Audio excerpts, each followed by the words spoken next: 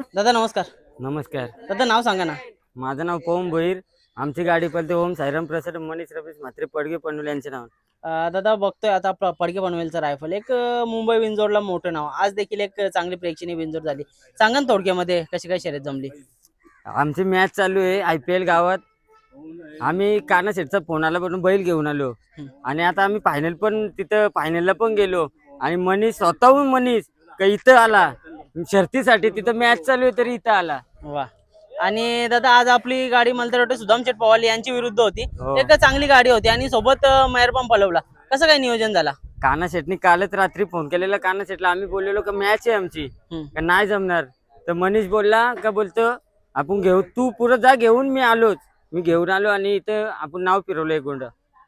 दादा आजच्या गुलालाचा आनंद कसा आहे, कारण का बघतोय आजच्या या मैदानामध्ये किती सारे नंदी आले. पब्लिक डिमांड मैदान म्हणून ओवले मैदानाचं नाव आहे, काय सांगाल. पब्लिक डिमांड म्हणजे ओवल्याचंच मैदान आणि आपला भाई पब्लिकनीच पलाला दाखवून दिला का मी पब्लिकचाच आहे. हा. नक्कीच बघायला गेलं तर आपला मेहरबम पण पब्लिकला पलतं आणि आतून पण पलतं. मग आज कसं काय नियोजन केलं. आपण पहिले मागच्या वर्षी 2 वर्षी आतूनच पळत होता. आपल्याला पायऱ्याला नाकारलेलं ना, त्यांना दाखवून देतं का काय मी पब्लिकनी पळून तुम्हाला दाखवतो का काय आहे मी. हा, म्हणजे लोकही आपल्याला पब्लिकची बैला दिली ना, म्हणून आज कुठेतरी बैल पब्लिकला टाकला. कसा काय निर्णय घेतला तुम्ही. 2 वर्ष बैल आतून पळत होता का आपल्याला आमची घरचीच गाडी पळत होती का आपण आतून पळत होतो. पब्लिकला आम्ही बैल मागायचो नाकाराचे.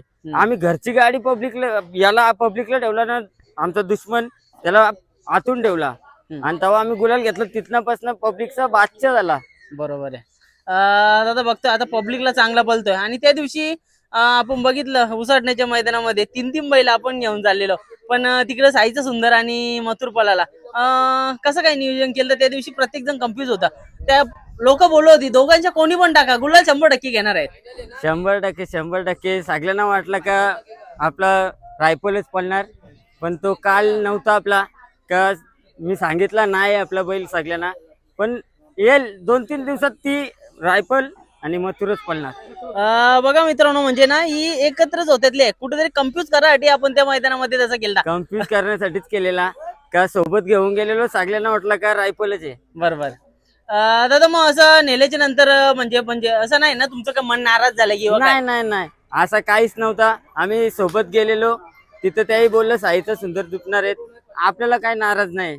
आपण बरोबर. खाली गेलेलो लगेच मागून विराड आला, आपली शरद झाली तिथं पण. मस्त.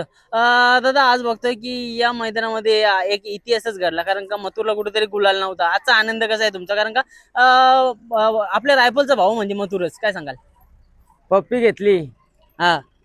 उसाटण्याला, पप्पी घेतली तिथं. मी बोललो आज गुलाल घेणार, घेतला. आज मथुरला पण पण. घेतला. इथं पण पब्लिकचा डिमांड मैदान आहे आणि पब्लिकनी पळल ना त्यालाच डिमांड आहे. पब्लिकनी पळून दाखवला का आज 100%. पब्लिकचा बादशाह आहे. नक्कीच. आज दादा बघतोय की बरेचसे असे म्हणजे नंदी आहेत की पब्लिक न पळतात, पण ठाम पळणार ठराविकच नंदी आहेत. आज बघतोय त्यामध्ये आपला नंदीचा पण एक समावेश असतो.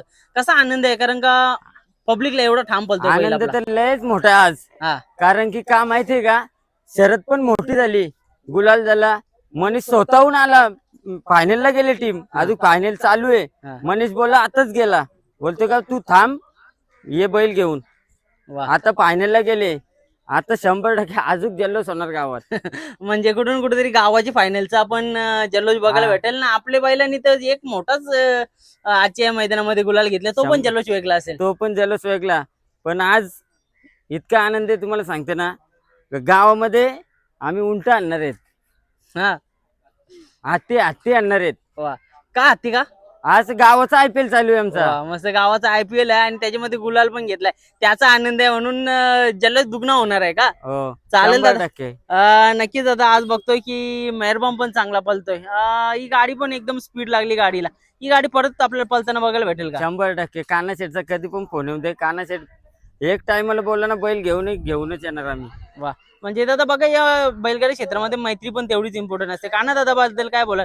काना दादा पण मैत्रीमध्ये ना खूप म्हणजे विश्वास ठेवणार आहेत किंवा प्रत्येकाशी मैत्री करणार आहेत, काय बोला. नियोजनचा बादशाह आहे काना शेठ. 100%.